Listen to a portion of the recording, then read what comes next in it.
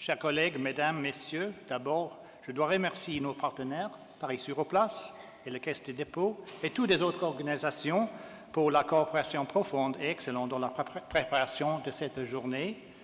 Aussi, je dois dire que c'est vraiment un grand privilège d'avoir l'opportunité de vous adresser sur ce sujet. C'était crucial pour nous et le monde entier. Et je suis désolé, mais à ce moment actuel, je dois continuer dans ma langue maternelle.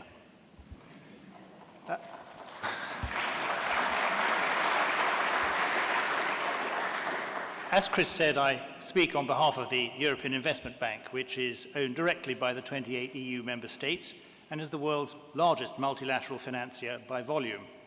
In 2014, we provided 77 billion euro for investment in nearly 500 projects. Around 10% of that lending each year is outside the European Union. We're the world's largest financier of climate-related investment and renewable energy. But what I want to do is I want to seize the opportunity today to invite everyone to join us in meeting this climate finance challenge, because climate risks, of course, are real. They undermine the efforts we are making to improve welfare, notably in the world's poorest regions, and they threaten economic growth across the globe. So the decisions taken in the next 7 months will shape future climate and development actions for decades to come. Both the Sustainable Development Goals and the new Global Climate Agreement will depend heavily on the ability to mobilize finance at scale. How much? The scale of finance needed for a low-carbon and climate-resilient planet lies in the trillions, as indeed the title of today's conference suggests. At the spring meetings in Washington, we heard numbers suggesting that we need anyway by 2030, and I underline the word anyway there, and I'll say why in a moment. We need anyway to undertake global investment of 89 trillion US dollars in infrastructure, energy, land use systems, and urban development. And more trillions are needed to permanently transition to a low-carbon economic future. So these numbers are challenging, but note particularly that the bulk of them will need to be found anyway. We need to renew our roads, we need to renew our transport, we need to renew our housing, we need to renew all those things. So the trick, if you like, is to do the investment, which we need to do anyway, but to do it smartly. And that's why, as the title of this conference implies, it's a question of shifting the billions, which is a challenging but much more easily achievable target than finding the billions. The report of the Standing Committee on Finance at the Conference of the Parties estimates that climate finance flows from developed to developing countries range from $40 billion to $175 billion a year. Public institutions, such as the EIB, play a critical role in channeling between 35 billion and 50 billion US dollars a year for climate finance, as well as reducing climate risks in developing countries. So these are large numbers, but they still fall well short of what is needed. The international community agreed in 2009 to mobilize additional 100 billion US dollars a year by 2020, and remember this is an annual number, for climate mitigation and adaptation measures in developing countries. This funding will be delivered through various channels. One of these new channels is the Green Climate Fund, which has received over $10 billion in pledges so far. But in order to tackle the finance challenge, public finance is plainly insufficient, so we need to find ways to encourage and maintain private sector flows. Public financial institutions have a key catalytic role in providing products and structures to allow private investors and other financiers to invest their money for climate-friendly projects. But we need to have a clear, agreed idea of what we are doing. That's why, in order to gain a better understanding of how much climate finance is spent where and on what, the MDBs and national development financing institutions have been working closely together in order to develop a harmonized methodology for tracking climate finance flows. And as Chris said, this March in Paris here, the development finance community made a key step towards this when a total of some 24 development banks, including the MDBs and national development banks, such as KfW and the AfD, agreed on common principles for climate mitigation finance tracking. This community also agreed on common principles to track contributions from others through financial leverage for climate action, and we agreed to consistently build in climate considerations, so-called mainstreaming of climate change, into all the projects which we finance. But more work is needed to agree on a common set of guidelines to track adaptation finance, and we're working on this with a view to presenting results well ahead of the Paris conference in December. Mobilizing more finance for adaptation measures is a major challenge for both the public and private sectors. Very often, there is no immediate visible financial return other than avoided cost of damage. Finance for adaptation is also, by definition, linked to risks which, although plainly real, are difficult to assess with the sort of precision which is sometimes necessary for financial intervention. But at the same time, of course, stepping up adaptation measures is absolutely crucial, in particular for the least developed countries and small island states, as development efforts are too often being undermined through severe weather events.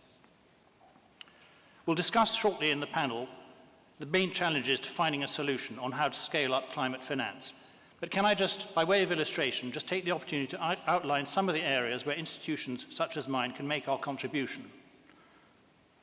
As I said before, the EIB is one of the world's largest sources of finance for climate action. So one thing we can do is target our own funding in a way which helps to achieve our common goals.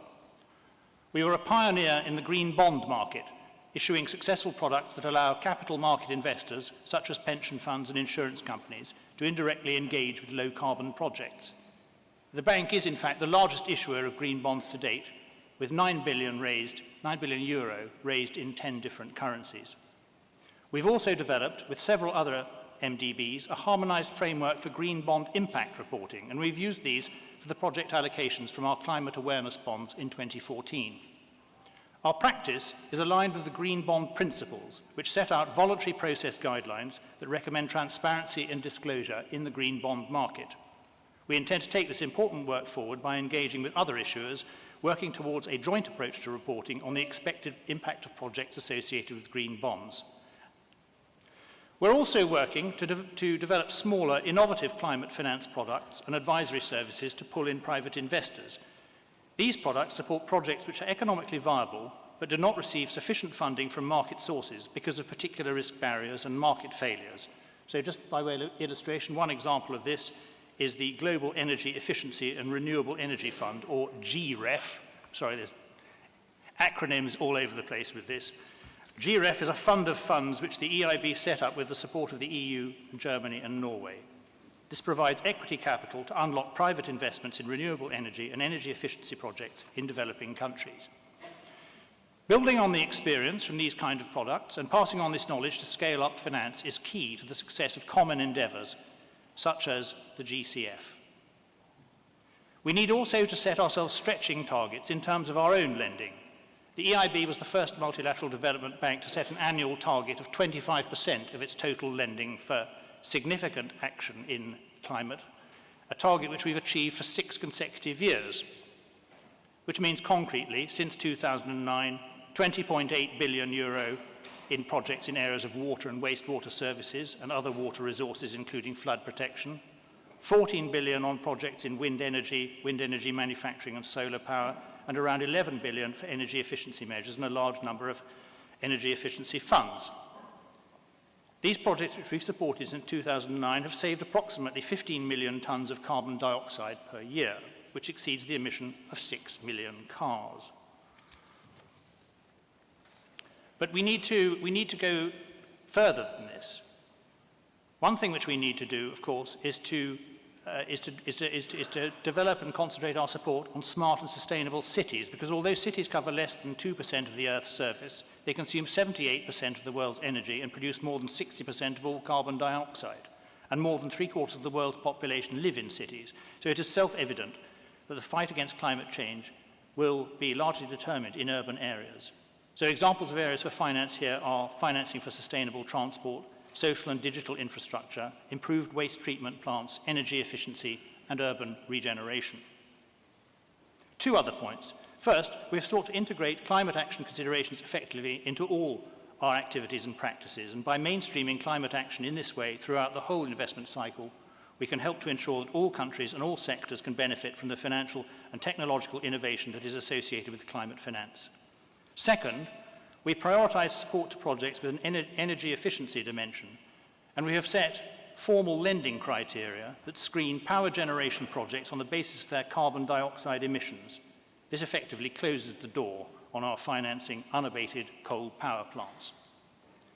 In order to guide our work in the years ahead, the EIB has recently concluded a public consultation on its approach to climate action, and we will integrate the views of external stakeholders in our future strategic orientations to be presented at the Paris conference in December. Without anticipating any results of this consultation, it's clear that we must and will address adaptation to climate change as well as mitigation, and we can certainly further improve delivery across all of our services, including lending, blending of funds, and our advisory services. But the key remains the need to bring private investors on board, for without them, the global community will not be able to meet the challenge that we face. Ladies and gentlemen, climate change is a global risk not only to our economies, but to our societies themselves. That's why success in adopting sustainable development goals and an agreement on a new climate approach by as many different states and stakeholders as possible are absolutely crucial. But to deliver those agreements will require the mobilization of financial flows on a huge scale. That can only be done by public and private sectors working together. I can assure you that we are already actively committed to this objective, with successful models, big and small, in a range of climate-related sectors. But we will need to do more to meet the challenging but achievable objectives of shifting the trillions. And I look forward to working with you all in making this a reality. Thank you very much. And now back to you, Chris.